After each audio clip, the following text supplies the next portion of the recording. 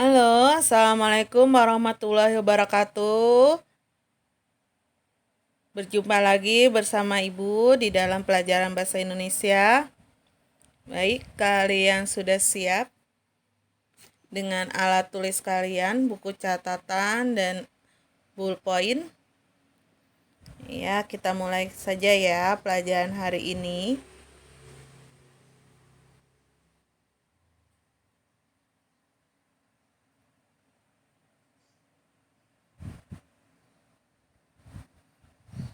Iya, pelajaran hari ini Ibu akan mengulang materi-materi yang sudah pernah Ibu ajarkan. Ibu akan membahas soal yang pernah Ibu berikan di Google Form agar kalian tahu jawaban yang benar seperti apa, agar nanti kalian bisa mencocokkan kira-kira kalian mendapatkan nilai berapa. Ya. Oke. Materi apa saja yang pernah Ibu berikan kepada kalian? Ada yang tahu? Iya, pertama adalah teks deskripsi. Yang kedua adalah teks fantasi. Yang ketiga adalah teks prosedur. Betul. Ya, kita bahas dengan soal yang pertama. Soal pertama di sini kita masuk dulu ke dalam teks deskripsi. Ya. Kata deskripsi berasal dari verba yang artinya adalah apa? Nah, teks deskripsi itu adalah teks yang melukiskan suatu objek sehingga pembaca dapat menikmati apa yang kalian tuturkan di dalam cerita tersebut. Nah, sekarang berarti kata deskripsi itu berarti, ya betul, menggambarkan. Nah, sekarang yang nomor 2. Mana yang bukan ciri umum teks deskripsi? Yang bukan ya nak ya, yang bukan yang mana? Iya, C. Teks deskripsi tidak memerlukan data-data valid berupa fakta, padahal teks deskripsi itu harus, betul. Yang ketiga, teks deskripsi yang dilakukan dengan cara penulis menciptakan suatu penghayatan terhadap objek melalui imajinasi para pembaca disebut teks deskripsi. Iya, sugestif. Betul. Yang keempat, di sini ada cerita tentang sasando, alat musik. Nah, berarti alat musik termasuk teks deskripsi apa? Di sini menjelaskan alat musiknya, bentuknya, cara bermainnya. Berarti masuk ke dalam teks deskripsi objektif, betul. Sinonim dari kata yang dicetak miring dalam teks tersebut adalah, dicetak miring dalam teks tersebut adalah kata sederhana. Sederhana itu berarti artinya apa? Iya, simple, betul. Materi selanjutnya. Saya akan baca teksnya.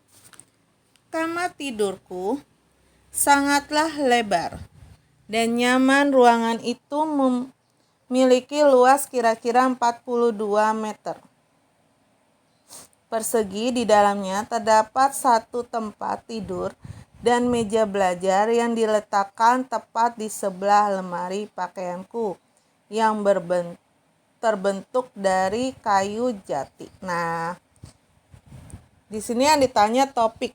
Topik itu berarti kalian lihat, di sini lebih dominan menceritakan tentang apa. Nah, kalau kata itu diulang-ulang berarti termasuk topiknya. Berarti apa? Di sini ada kamar tidur, ruangan, lalu lemari. Nah, tempat tidur. Berarti ini menceritakan, menggambarkan tentang kamar tidur. Berarti topik utamanya adalah kamar tidur.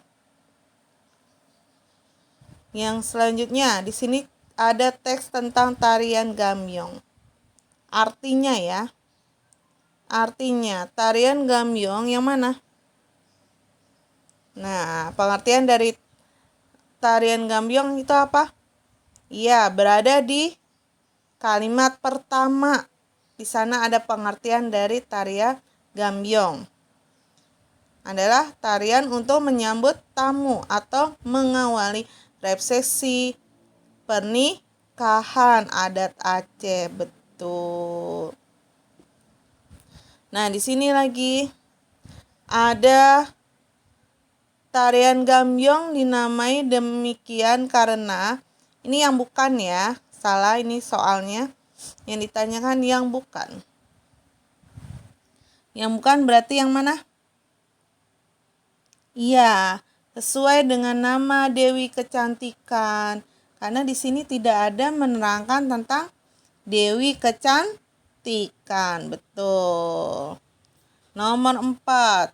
Koreografi dari tarian gambyong sebagai berpusat pada penggunaan. Nah, koreografinya apa dulu dari tari gambyong itu? Nah, di sini kan ada teks berada di kalimat keempat. Betul. Itu ada gerakan kaki, gerakan tubuh, gerakan lengan, dan gerakan kepala. Betul. Nomor 5. Benda apa yang dibahas dalam teks tersebut? Nah, benda apa? Di sini adalah tiang bendera yang berdiri tegak di pinggir lapangan. Upacara itu terbuat dari besi. Tinggi tiang itu sekitar 7 meter. Tiang tersebut dicat putih. Di ujung tiang terlihat sangka merah putih berkibar. Bendera tersebut baru saja dikibarkan pada upacara Senin pagi. Berarti di sana membahas tentang apa? Iya, tentang tiang bendera. Betul.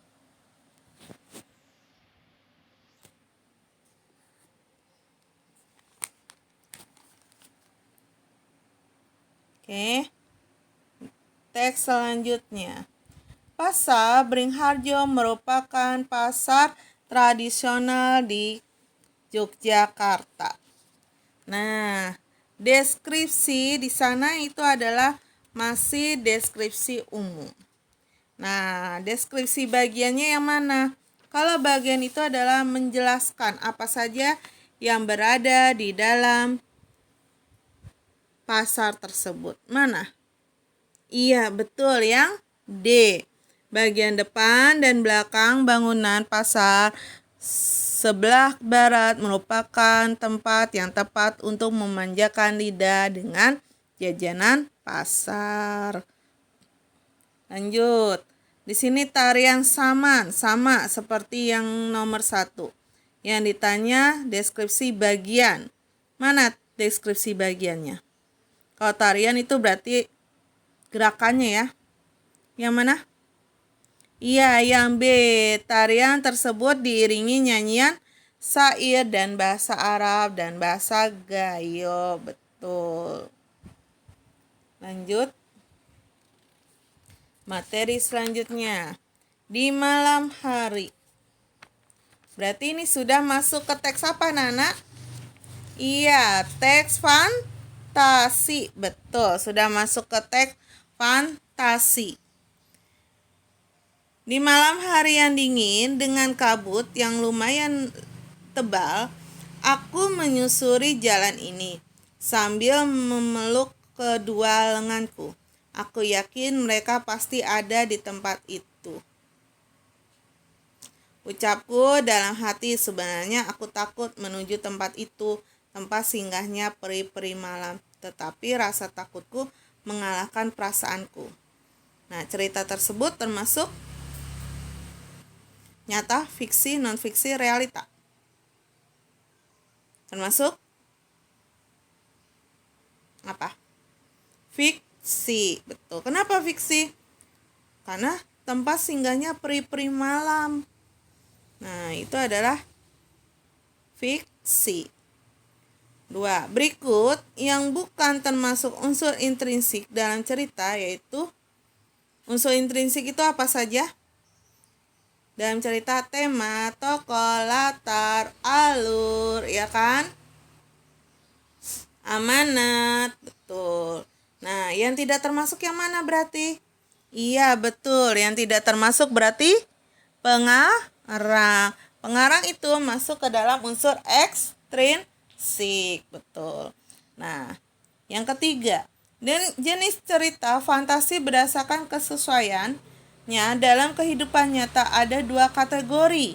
Ada fantasi total dan fantasi irisan. Nah, berarti jawabannya fantasi irisan. Betul. Cerita fantasi bersifat fiktif, nyata, semi nyata, unik. Iya, fiktif.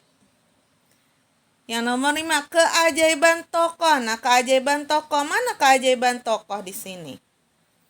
Dari cerita ini. Coba baca teksnya. Iya, apakah kebiasaan si Nomi tidak menghabiskan makanan itu kebiasaan Nak? Bukan ya.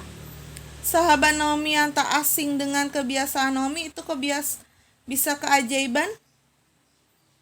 Bukan. Sarah pura-pura asik dengan baksonya keajaiban? Tidak. Nasi bisa menangis itu merupakan keajaiban. Betul. Kita lanjut ke materi selanjutnya. Keajaiban itu apa sih? Keajaiban itu bisa juga tidak terjadi, bisa terjadi hanya untuk seseorang yang sangat bisa melihat keajaiban tersebut. Itu yang dinamanya keajaiban. Nah, lanjut. Tokoh sentral yang merupakan pusat cerita disebut tokoh sentra, bawahan, latar, tema. Tokoh sentral, betul. Lukisan, tempat, hubungan waktu, lingkungan sosial, tempat terjadinya peristiwa disebut apa? Kalau alur itu apa? Jalan cerita, betul. Ada alur maju, mundur, dan campuran. Sudut pandang, pengarang memposisikan ceritanya di dalam cerita tersebut. Tema, inti permasalahan. Latar adalah tempat kejadian, waktu, dan lingkungan sosial. Berarti ini jawabannya adalah latar. Saat cerita mencapai puncak disebut, struktur. Struktur dalam teks fantasi ada berapa? Ada orientasi, komplikasi, resolusi, atau juga termasuk apa? Reorientasi atau bisa juga koda. Nah, berarti kalau yang puncak yang mana? Konflikasi, betul. Konflikasi berarti sama juga dengan klimaks. Jadi klimaks itu adalah cerita mulai memuncak. Penyelesaian, bagaimana jalan cerita tersebut, kejadian tersebut dapat diselesaikan. Pemaparan dengan orientasi itu sama, adalah awal ceritanya bagaimana. Lanjut, kita pada teks. Ada teks. Tidak, Rin, aku tidak berani masuk. Lihatlah, lorong itu gelap. Lihatlah, bulu kuduku sudah berdiri semua. Nah, apa itu, Neng? Termasuk menggambarkan latar suasana apa, Nak? Menyenangkan, menyeramkan, menyedihkan, mengharukan. Iya, menyeramkan. Watak tokoh dalam cerita tersebut adalah? Iya, betul, penakut. Lanjut. Baca teksnya. Keesokan harinya, Baginda pergi ke belakang istana. 3 pengembara muda sudah menunggu dengan tongkat masing-masing.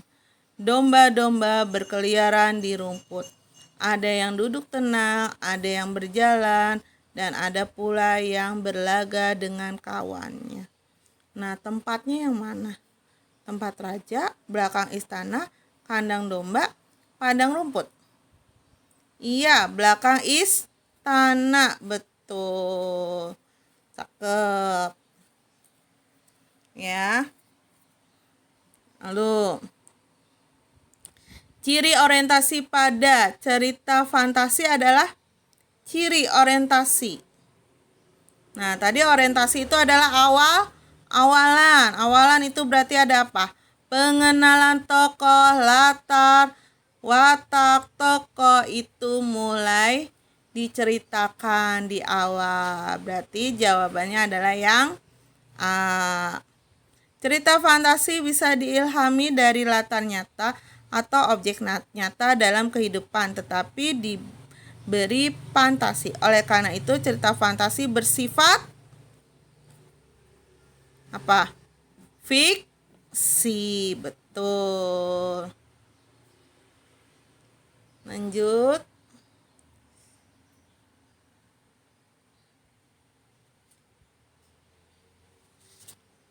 Iya. Ini sudah masuk ke dalam teks prosedur. Ya. Sudah masuk ke dalam teks prosedur. Teks yang di dalamnya berisikan tujuan dan langkah-langkah melakukan atau membuat sesuatu disebut teks prosedur. Betul. Prosedur yang langkah-langkahnya tidak terlalu ketat, rumit, dan mudah dipahami disebut sederhana. Iya, lanjut. Kutipan. Nah, di sini ada apa? Iya, berarti nomor 1 itu adalah tujuan. Nomor 2 adalah langkah. Kenapa disebut langkah-langkah? Karena di sini termasuk ada poin-poinnya. Poin-poinnya apa? Di sini ada 1, 2, 3, 4. Berarti ini termasuk apa? Langkah. Betul. Ya, cukup sekian penjelasan dari Ibu. Semoga kalian dapat memahami, dapat memperbaiki jawaban soal-soal yang kemarin. Nah, Ibu minta soal yang hari ini kalian mengisi dengan benar. Jangan sampai ada yang salah lagi. Jangan sampai nilainya kurang baik. Ibu yakin kalian bisa kalau kalian menjawabnya dengan teliti. Ya, Ibu ucapkan terima kasih pertemuan hari ini. Ibu ucapkan wassalamualaikum warahmatullahi wabarakatuh. Jangan lupa tokennya adalah Nasma, huruf kecil semua. Jangan diberitahu oleh temannya yang lain. Sampai jumpa. Bye-bye.